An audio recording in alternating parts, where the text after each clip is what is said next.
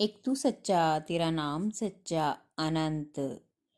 पृष्ठ 585। सतपुरुष बाबा फुलसंदे वाले कहते हैं, हे देव पुत्रों, पवित्र आत्मा वाले व्यक्ति को चाहिए कि वह भोग, इच्छा और अधिक भोग संग्रह का त्याग कर दे।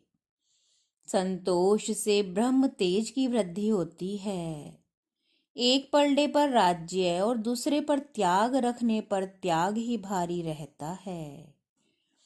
सतपुरुष ने फरमाया कि परमेश्वर जिसकी बेहतराई चाहता है उसे अपनी राह पर लगा देता, और जिसके बुरे दिन होते हैं उसे इस रास्ते से भटका देता है।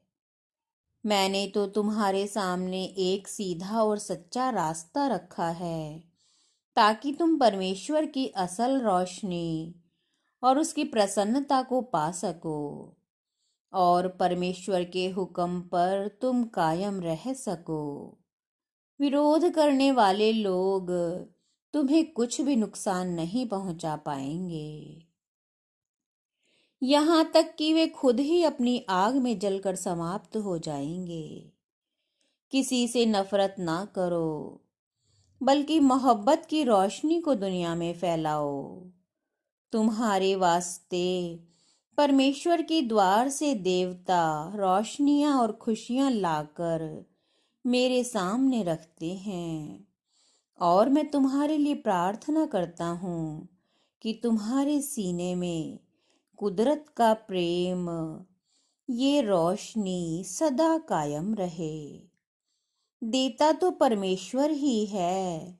मैं तो रात दिन ये प्रार्थना करता हूँ कि वो परमेश्वर इस बेड़े को पार लगा दे जिस पर तुम सब सवार हो।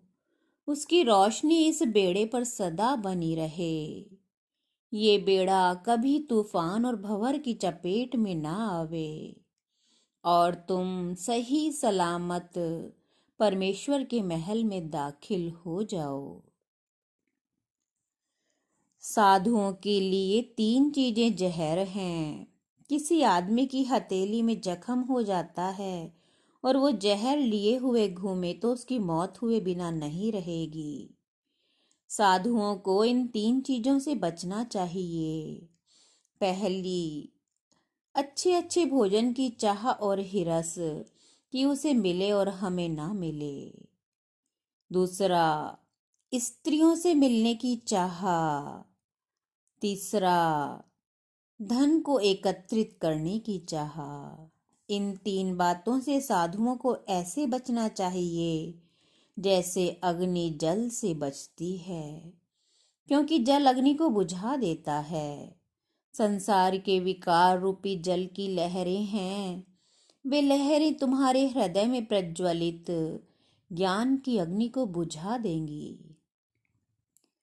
इस बात से हमेशा सावधान रहना और अकाल पुरख सतगुरु के छोटे से छोटे वचन को छोटा ना समझकर दृढ़ता से उस वचन का पालन करना चाहिए, जिससे काल के जाल से बच सके और भयानक भव सिंधु से पार हो सके।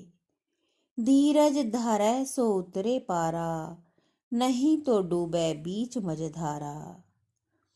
संपूर्ण ब्रह्मांड में एक झंकार होती है जिसे आदि शब्द कहते हैं। ऋषियों ने उसे ओंकार या प्रणव ब्रह्म कहा है। वही आकाश में और वही शरीर रूपी घट के भीतर आकाश में गूंजता है। एक तू सच्चा, तेरा नाम सच्चा।